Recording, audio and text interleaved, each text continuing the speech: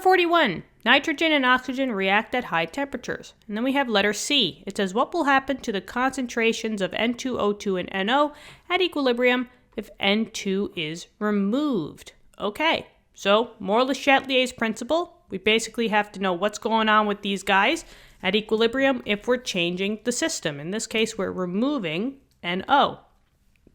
Now, in order for this to matter, this just has to be a gas or aqueous. And I look on here and I see that I have a gas, and all these are gases, so they're all going to be affected.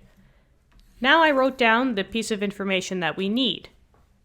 If you are decreasing an amount, right? If you're removing something, you're lowering it.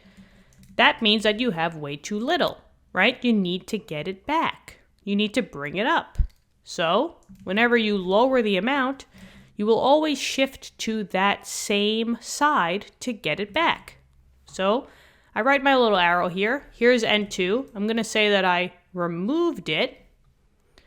And then I want to shift to that same side. This was on the reactant side, so I'm going to shift this way. You shift towards the side that you lost on. And now if I just erase this, because now equilibrium is, shifting, we now just add our new arrows. And if you're going towards the reactant side, these will now increase. And now since you came from the product side, this would decrease. And there are your answers.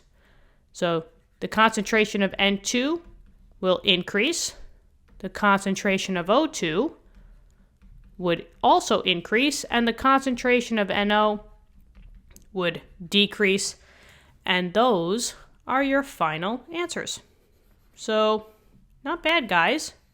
Hopefully this helped. All you got to do is just memorize the Le Chatelier principles and then just use them. All right? So hopefully this helped. Let me know in the comments. We have a couple of more parts, so I will see you in a little bit for part D. Okay? See you then. Bye.